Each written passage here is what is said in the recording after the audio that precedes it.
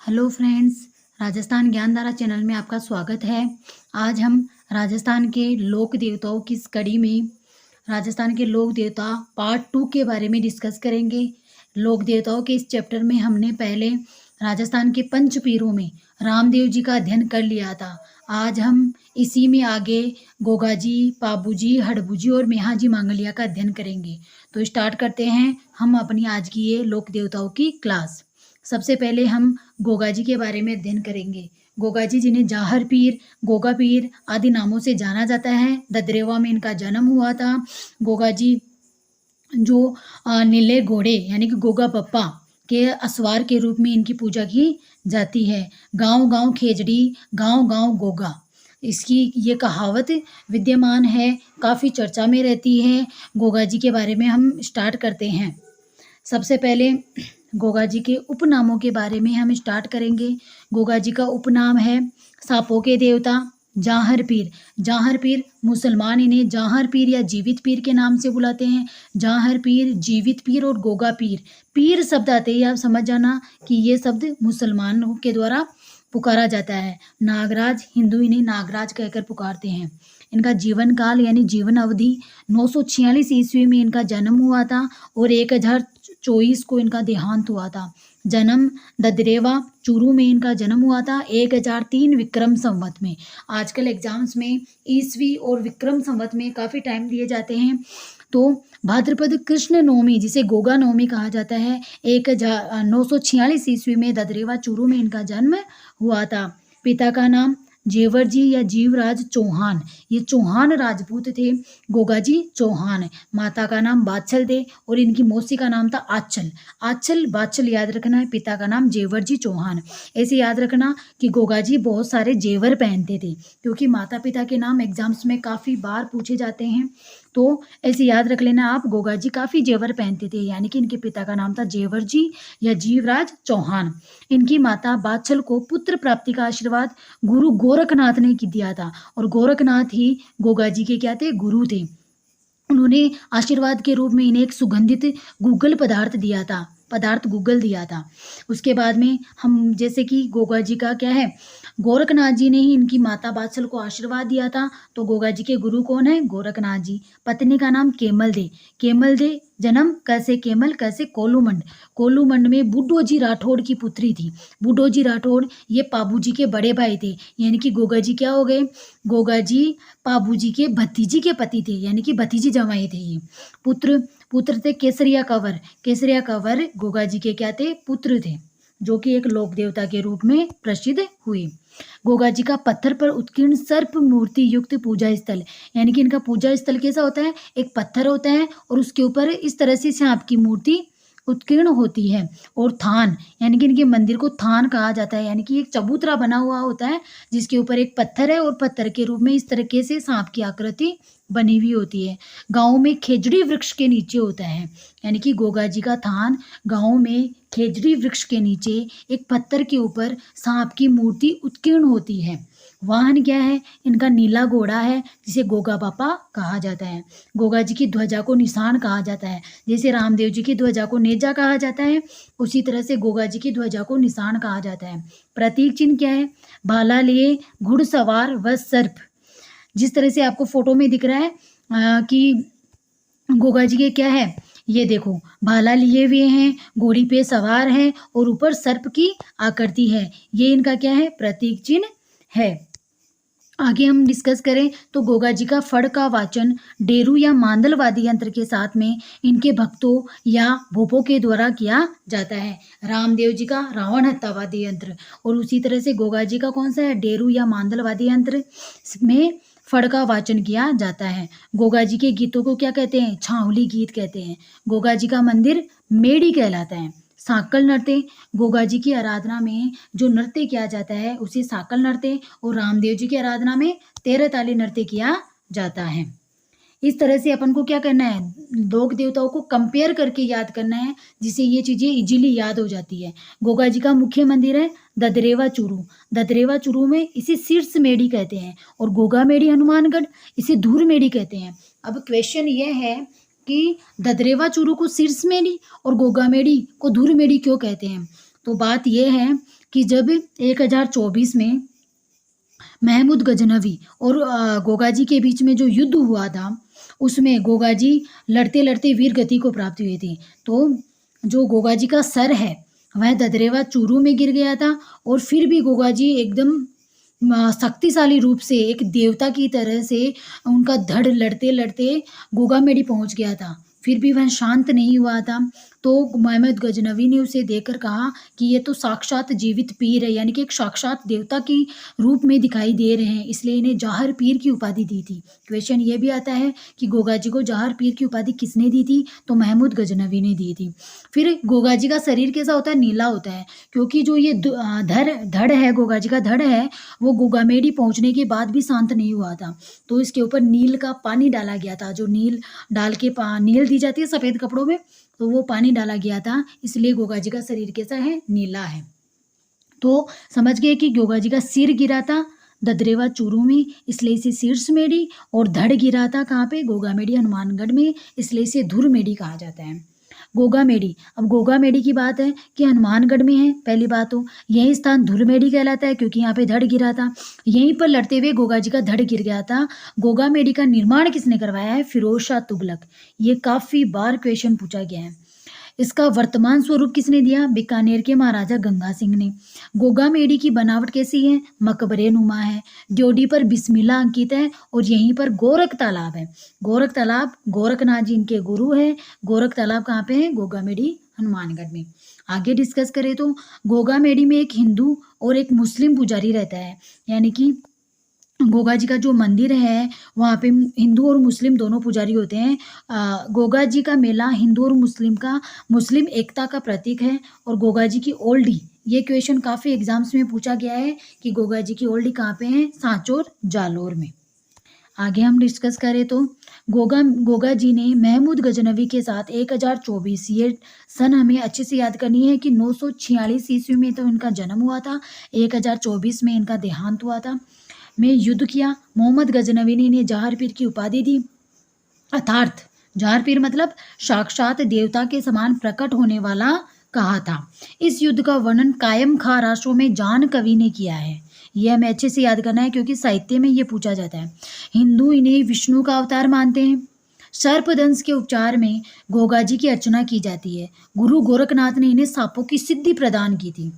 गोगा राखीड़ी, हल जोतने से पूर्व हाड़ी और हल को 9 गांठों की गोगा राखीड़ी बांधी जाती है। रक्षाबंधन के दिन बांधी गई गोगा राखीड़ी गोगा नवमी को के दिन खोलकर गोगा जी की मूर्ति पे विसर्जित कर दी जाती है। अब ये देखो, गोगा जी को क्या थी? सांपों की सिद्धि प्राप्त थी। तो जब केमल दे, गोगा जी की क्या है? पत्नी, केमल दे गोगाजी और केमल दे जब विवाह करके आए तो केमल दे को सांप ने काट लिया था और उनका देहांत हो गया था। तो गोगाजी क्रोधित होकर उन्होंने क्या किया? अपनी सांपों की सिद्धि से एक हवन किया और उसमें सारे संसार के जितने भी सांप थे वो सारे आकर उस हवन में गिरने लगे। तभी सांपों के देवता तक्षक नाग वहाँ पे प्रकट हुए। उन्होंने माफ़ी मांगी और केमल दे को पुनः जीवित किया था। तो ये थी गोगाजी को सांपों की सिद्धि प्राप्त होने के कारण ही उन्हें नागराज कहा जाता है। गोगाजी की प्रथम शादी यानी कि पहली शादी हुई थी उनकी उत्तर प्रदेश में। और गोगाजी के मेले में राजस्थान के बाद में सर्वाधिक अनुयायी उत्तर प्रदेश से आते हैं, जो पीले वस्त्र पहनकर आते हैं, जिन्हें पुरवैया कहा जाता है। गोगाजी के सहयोगी कौन है? भज्जू कोतवाल, जवाहर पांड्या। गोगाजी के विवाह के समय ही उनकी पत्नी केमल दे को एक सर्प ने डस लिया, जिससे क्रोधित होकर गोगाजी ने आग पर कढ़ाई में तेल डालकर अपनी सिद्धि का प्रयोग करते हुए मंत्रों का उच्चारण करना शुरू किया, जिससे संसार के सभी सांप गर्म तेल की कढ़ाई में आकर गिरने लगे।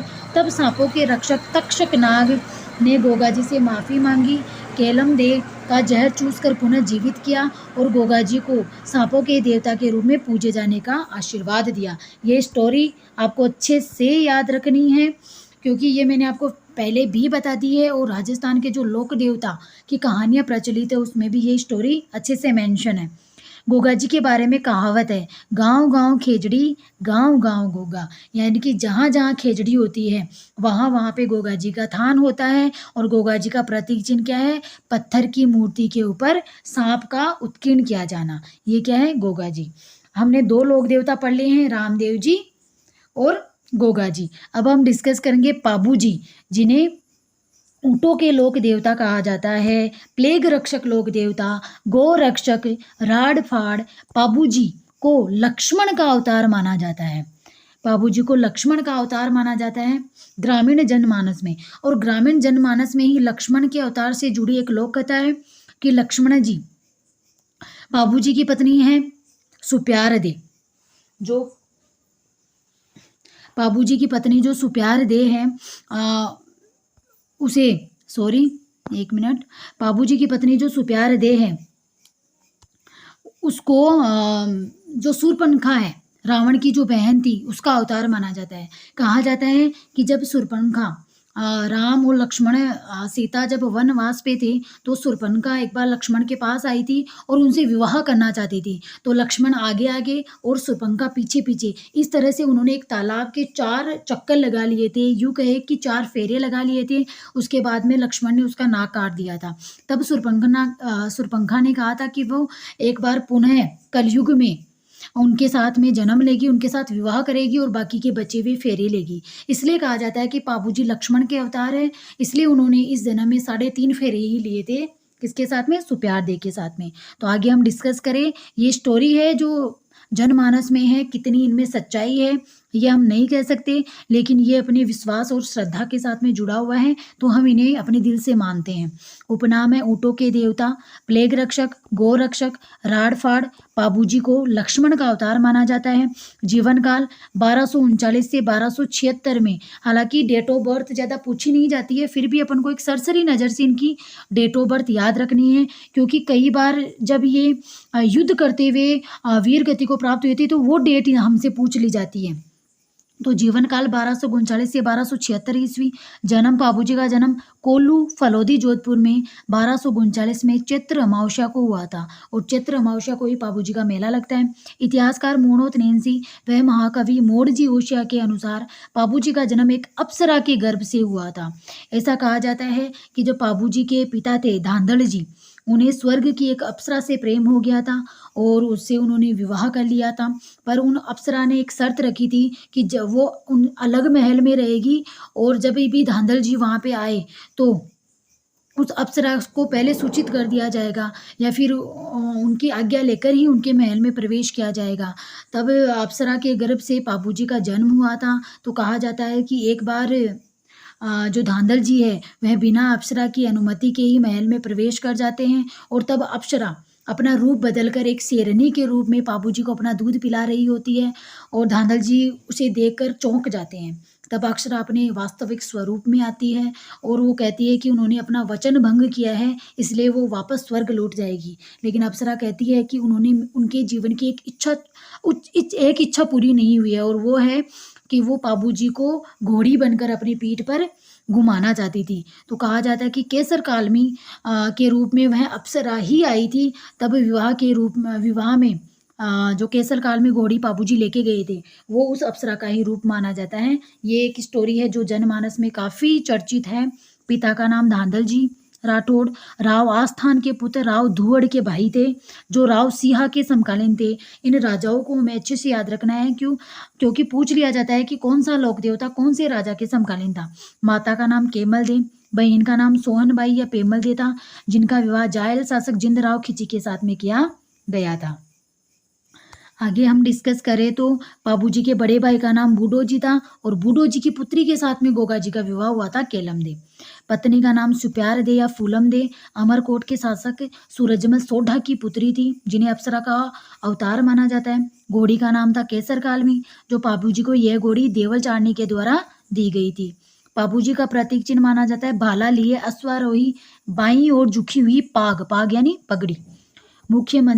इनका मुख्य मंदिर कोलूमंड जोधपुर में है। यहाँ पुजारी राठौड़ होते हैं, क्योंकि पाबू जी राठौड़ जाति से हैं।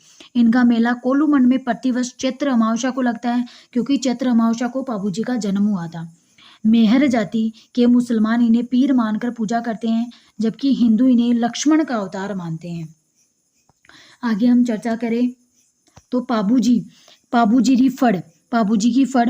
ऊंट के स्वस्थ होने पर पाबूजी का फड़ का वाचन नायक जाति के भोपे रावण हत्यावादी यंत्र के साथ में करते हैं और यह राजस्थान की सर्वाधिक लोकप्रिय फड़ है। सभी लोक देवता की फड़ों में सबसे छोटी फड़ है और सबसे बड़ी फड़ है देवनारायण जी की फड़। मारवाड़ में सर्वप्रथम ऊंट लाने का श्रेय पाबूजी को जाता है और पाबूजी को रायका जाति, रेबारी या नायक जाति के क्या माने जाते हैं? आराध्य देव माने जाते हैं। थोरी जाति के आराध्य देव, इन्हें थोरी जाति का संरक्षण दिया था। आना बघेला जैसे शक्तिशाली शासक के भगोड़े 7 थोरी भाइयों को पाबूजी ने आश्रय दिया था, इसलिए इन्हें थोरी जाति भी अपना आराध्य देव मानती है। पाबूजी के पावड़े, पावड़े होते क्या है? पाबूजी की वीर गाथा से संबंधित जो गाथा गीत है उन्हें पावड़े कहा जाता है और पाबूजी के पावड़े माठ वाद्य यंत्र के साथ में रेबारी या थोरी जाति के द्वारा गाए जाते हैं। हमें यह अच्छे से याद रखना है कि पाबूजी के जो पावड़े या पवाड़े होते हैं वो माठ वाद्य यंत्र के साथ में और पाबूजी की फड़ रावण हत्यावादी यंत्र के साथ में गाई जाती है। अब पाबूजी की मृत्यु कब हुई, यानी कि इनका देहांत कब हुआ था? पाबूजी का देहांत 1276 में पाबूजी का विवाह हो रहा था। तब इन्हें इनके प्रतिद्वंदी बहनोई जिंदराव खिची ने देवल चारनी की गाय ले जाने के समाचार मिला तो पाबूजी बीच फेरों यानी 3.5 फेरों से में उठकर देवल चारनी की घोड़ी केसर कालमी को लेकर रवाना हो गए।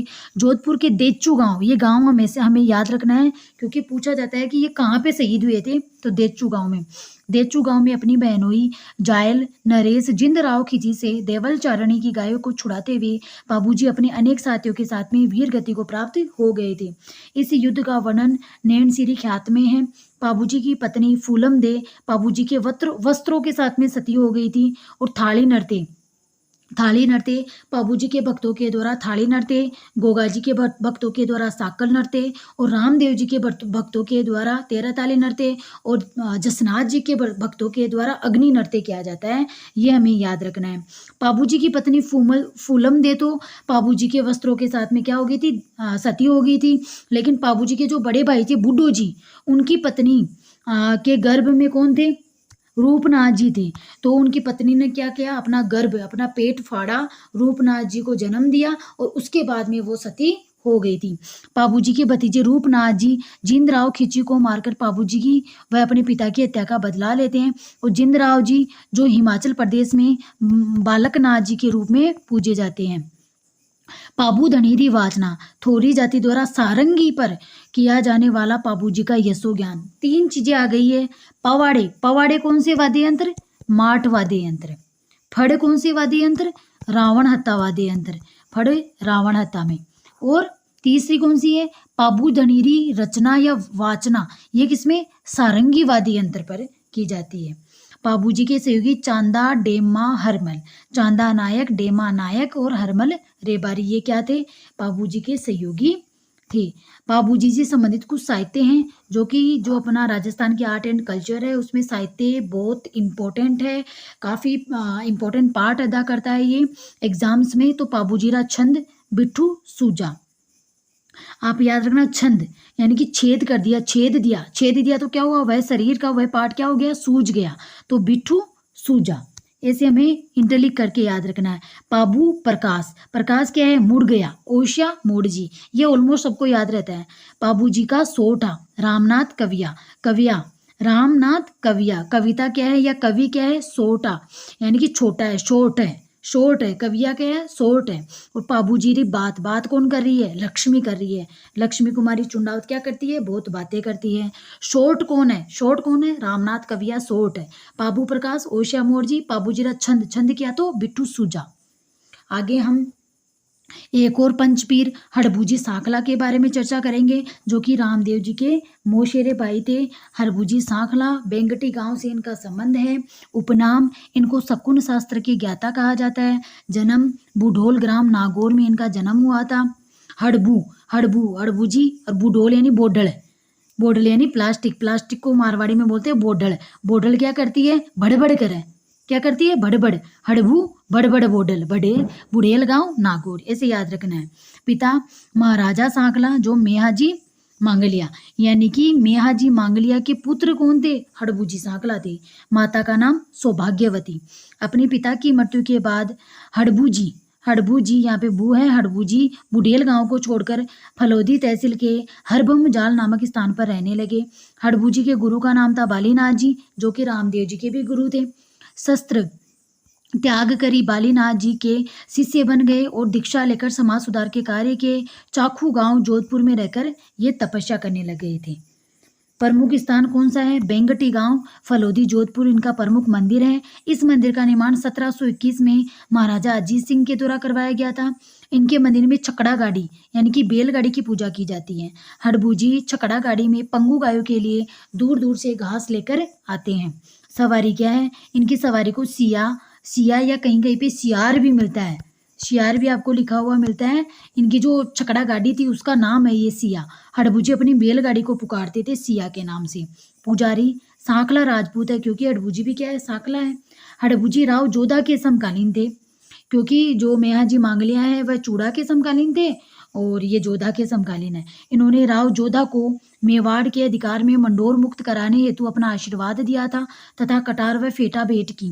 मंडोर विजय के पश्चात राव जोधा ने कृतज्ञता स्वरूप बेंगटी ग्राम अर्पण किया और चाखू गांव के पास बाहुनी जागीरी ने भेंट की थी।